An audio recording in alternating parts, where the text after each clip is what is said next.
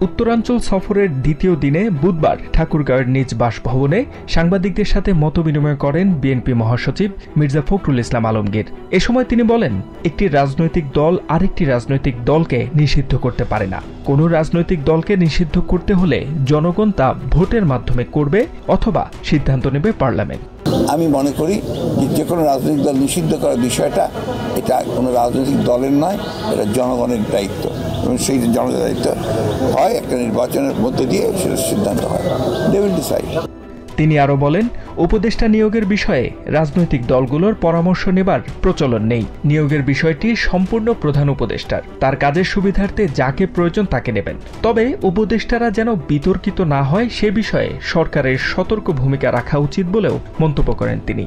এদিকে অন্তর্বর্তী সরকারকে বিতর্কিত ও বিব্রত করতে একটা ষড়যন্ত্র চলছে বলে মন্তব্য করেছেন বিএনপি চেয়ারপারসনের উপদেষ্টা জয়নুল আবদিন ফারুক। এদিন সকালে নয়াপল্টনের ভাসানী মিলনায়তনে জাতীয়তাবাদী ওলামা দলের নতুন কমিটির পরিচিতি সভায় এ মন্তব্য করেন তিনি। এদিকে বঙ্গভবনের আলাদা কক্ষ থেকে বঙ্গবন্ধু শেখ মুজিবুর রহমানের ছবি সরানোর সিদ্ধান্তকে সঠিক বলে মন্তব্য করেছেন বিএনপির সিনিয়র যুগ্ম মহাসচিব রুহুল কবির রিজভী। দুপুরে সাংবাদিকদের তিনি বলেন, শেখ হাসিনার আইন বলে টানানো শেখ মুজিবুরের ছবি বঙ্গভবনের আলাদা কক্ষ থেকে সরানোর সিদ্ধান্ত সঠিক। এর আগে মঙ্গলবার সকালে বিএনপির কেন্দ্রীয় কার্যালয়ে আয়োজিত রক্তদান কর্মসূচিতে রিজভী বলেছিলেন, আওয়ামী লীগের মতো সংকীর্ণ মনা নয় BNP.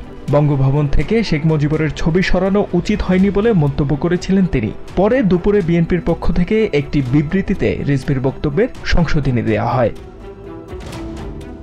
HM. Ataullah, TVN 24 news desk. New York থেকে সম্প্রচারিত টিভিএন 24 টেলিভিশন বিশ্বজুড়ে বাঙালির কণ্ঠস্বর।